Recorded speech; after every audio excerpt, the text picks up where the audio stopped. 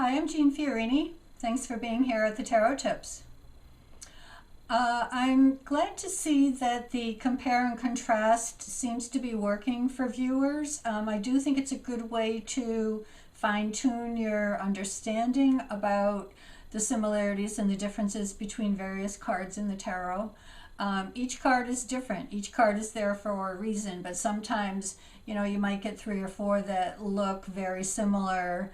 And on one hand, that's good because it says, okay, the message here is pretty consistent. But then what's the difference between all these different pieces?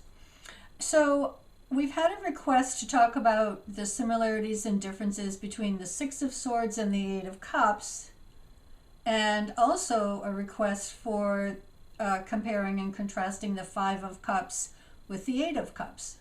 So over these next 2 videos, the Eight of Cups is going to be the common thread. Today we're going to talk about the Six of Swords and the Eight of Cups. Next video will be the Five of Cups and the Eight of Cups.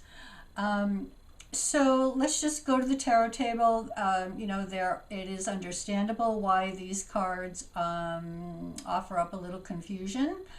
So let's talk about Six of Swords, Eight of Cups. Let's go to the tarot table. Here are our topics for today. Six of Swords on the left, Eight of Cups on the right. Let's talk a little bit about what they have in common. Both cards are about passage. We can see that there's a shift, there's a transition going on in each card. There's a sense of uncertainty. We don't see anybody's faces in either card. We see the backs. So when we see the back of somebody, like in the Three of Wands, the person is looking ahead.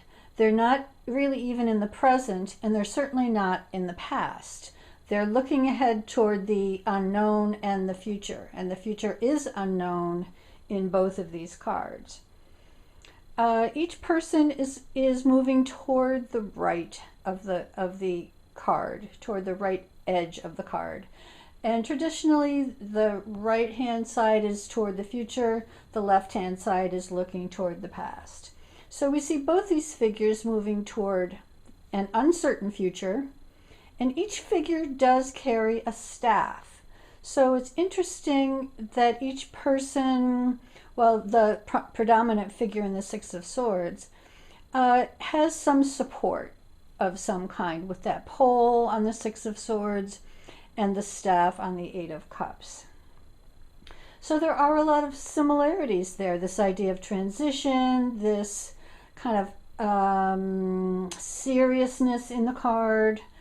But let's remember that these are 2 different elements, swords and cups. Swords is about the mind, cups is about the heart or the internal realm. And let me just say that Six of Swords, this card it turned out to be the card of the year. It started to show up pretty regularly for clients in January, and it has continued to be a card that just is showing up all over the place for people in all sorts of situations.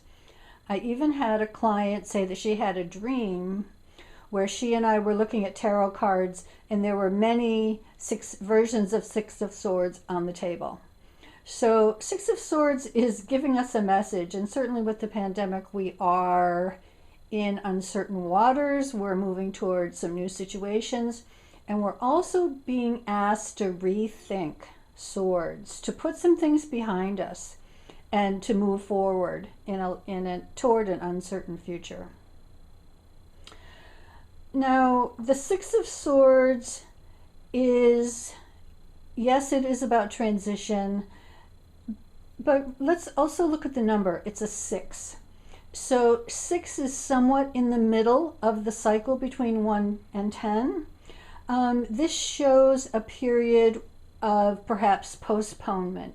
Yes, transition, but also a place where we can put our swords, our worries, our past concerns on the shelf for a little bit. There's a sense in this card that we can afford to relax. We can afford to float a little bit. We have a reprieve of some kind. So this card has a timing issue. Like, okay, the storm has passed.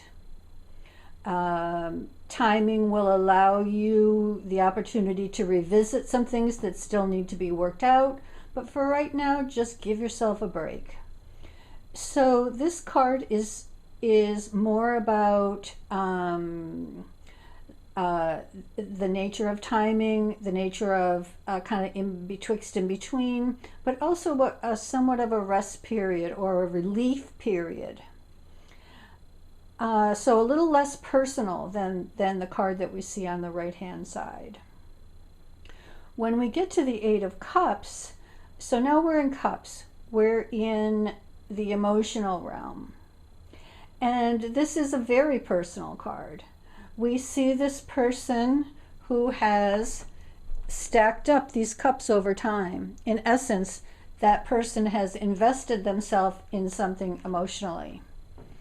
They are intentionally walking away, shown by the red cloak and the red boots. The red is always about the will. So even though there's a heaviness to that card, there is a sense of intention, of futility in stacking any more cups.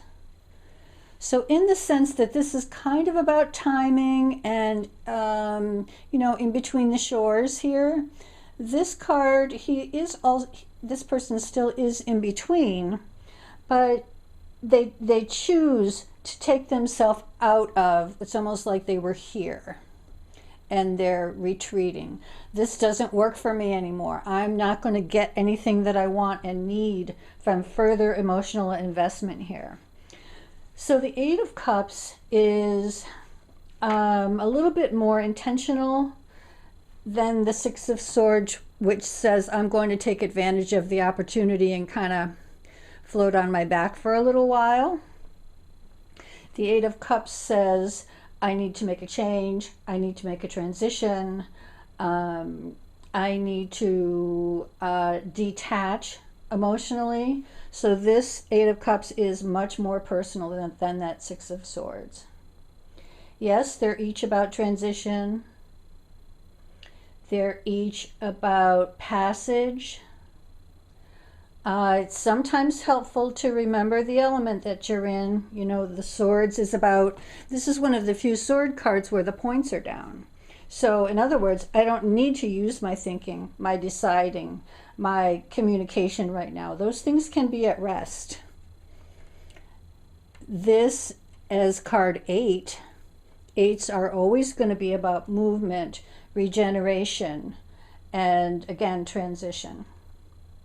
So certainly some overlap there, but also some important differences. And to get the two cards together really just confirms the idea that to move on is a positive thing, both mentally and emotionally. I hope that's helpful. Next time we will compare and contrast the Five of Cups and the Eight of Cups. And we'll see you next time.